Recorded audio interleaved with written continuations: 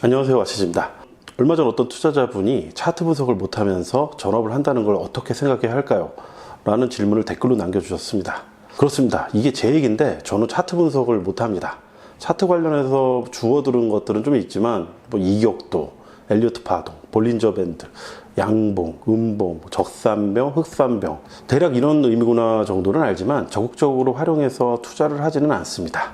그래서 제 영상에는 차트에 대한 이야기가 잘 안 나옵니다. 맞습니다. 잘 몰라서 차트 얘기는 안 하는 건데, 제가 생각해도 차트 연구나 트레이딩을 주로 하는 투자자가 저 같은 투자자보다 일반적으로 몇 배는 더 많을 것 같은데, 차트 무용론을 이야기하기 위한 건 아니고 다른 방법으로 투자하는 사람도 있다는 점을 이야기하고 싶었습니다. 주식 투자 처음 할 때부터 차트를 활용한 매매를 했다라기보다는 기업의 성장과 가치를 바탕으로 중장기 목표로 투자를 하다 보니까 거래하는 횟수도 그렇게 많지 않았고, 처음 주식 투자를 했던 10년의 기간 동안 회사 생활을 하다 보니 장중 매매를 하기도 적합한 상황이 아니었습니다. 기업을 분석해서 괜찮은 가격이면 매수해서 보유하는 전략을 사용하다 보니 디테일한 차트 분석의 필요성이 그렇게 크게 필요하지 않았습니다. 그래도 어느 정도 차트를 참조하긴 하는데, 관심 있는 종목이 발견되면 가장 먼저 월봉을 봅니다. 가능하다면 상장 시점부터 증권사에서 제공하는 전체 월봉을 보고 최근 10년 재무 차트를 열어서 비교해 봅니다. 이 회사는 인플레이션을 해지하는가, 실적과 주가 상승에 연관관계가 있는지, 사이클 산업인지, 지금은 실적 대비 저평가된 상황인가, 이런 것들을 대략적으로 살펴봅니다.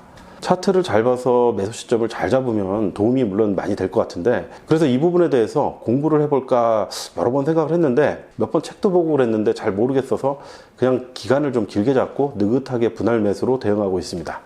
매수 이후 매도할 때까지 차트는 그다지 신경을 안 쓰는데, 매수 시점에서 50% 이상 주가가 오르면 슬슬 매도 시점을 잡기 위해 차트를 보게 됩니다.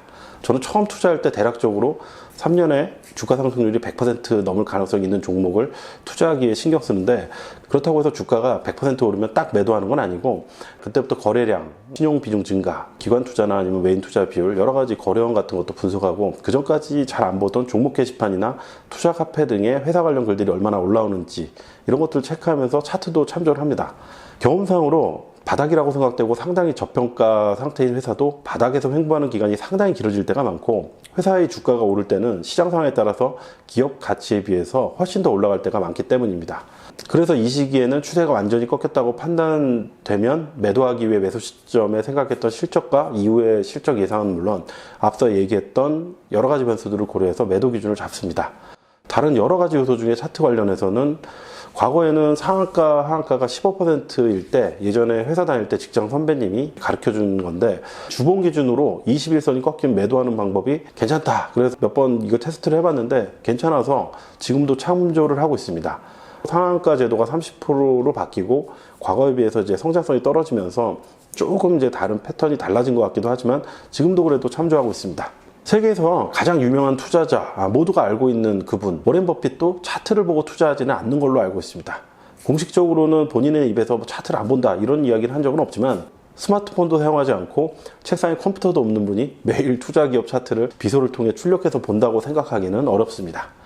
워렌 버핏에게 주식 보유 기간을 물으면 명쾌한 대답이 돌아옵니다. 내가 가장 선호하는 기간은 영원이다. 실제로 그는 디즈니나 코카콜라, 그리고 많은 회사들을 30년 이상 보유하고 있는 종목이 많이 있습니다. 평생 보유할 수 있는 회사를 찾아낼 수 있는 안목과 통찰력을 키우는 것이 매우 어려운 일이기 때문에 버핏과 같은 방법으로 투자할 수 있는 사람은 극소수지만, 보통 주식 보유 기간을 길게 목표로 할수록 차트 분석의 필요성이 약해지는 부분이 있습니다. 기업이 성장하면 자연스럽게 주가도 상승하고, 자연스럽게 이에 따라 차트에 반영되고, 반대로 기업 상황이 악화되면 후행 결과로 차트는 하락 추세를 그립니다. 일반적인 사람이 주식을 평생 보유한다는 건 쉬운 일이 아니고, 당장의 생활비가 필요하기 때문에 단기 매매가 꼭 필요한 사람도 많을 것 같고, 매매 자체를 좋아하는 사람도 많을 것입니다. 차트 분석의 중요성이 크지 않은 중장기로 투자하는 사람의 경우 적어도 몇 년에 한두 번 정도는 큰 수익을 내는 투자 종목이 나와줘야 투자를 지속할 수 있습니다. 전업 투자자라면 생활비를 위해 자신의 목표 보유 기간 정도, 생활에 필요한 자금 조달도 선행이 돼야 됩니다. 배당을 받든 아니면 기존에 수익을 냈던 투자금 중에 생활비를 미리 뽑아놓던 이런 방법들이 필요하고, 이를테면 박스권장이라든가 저성장기에는 다른 투자 방법에 비해 성과가 다소 낮아질 수도 있습니다. 그래도 저는 이 방법을 좋아하고 앞으로도 계속할 계획인데, 나이가 들고 체력, 건강, 활동성이 떨어져도 계속하는데 다른 방법보다 유리한 방법이라 생각되기 때문입니다. 유유상종이라고 제 주변에는 이런 투자자분들이 많은 편입니다. 이런 식으로 가치 투자 방식, 장기 투자를 선호하는 분들 중에 중간중간 자신의 보유 물량을 가지고 트레이딩을 잘하는 분들도 있는데 이런 분들 좀 대단하다고 저는 생각을 합니다. 장점은 스트레스를 좀 덜 받고 장중에도 다른 일 해도 상관없고 뭐 시간적 자유도가 높다는 점, 잘 안 망한다는 점. 저 같은 경우 20년 투자하는 동안 상장 폐지 당해 본 적 없고 손절한 적도 굉장히 적은 편입니다.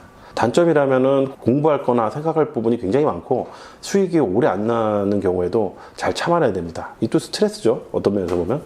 다른 사람과 다르게 행동해야 할 때가 많아서 또 외로울 수도 있습니다. 차트도 안 보고 기업 분석도 안 하는데 주식으로 큰 수익을 내는 다른 유형도 있긴 한데 평소엔 투자를 안 하다가 나라에 큰 위기가 온다거나 경기가 너무 안 좋아서 뭐 폐업이 속출하고 자산 가격이 급락할 때만 국내 최고 기업 우량주만 투자를 해서 오르면 파는 투자자가 뭐 금융위기 이후에 가끔 신문기사에 나오는데 저도 직접 만나본 적은 없습니다.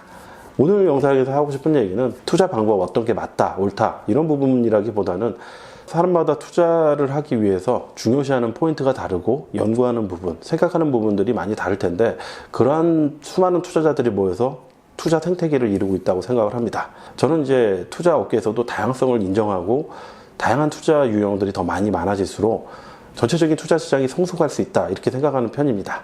항상 즐겁게 투자하고 성장한 투자자 되세요.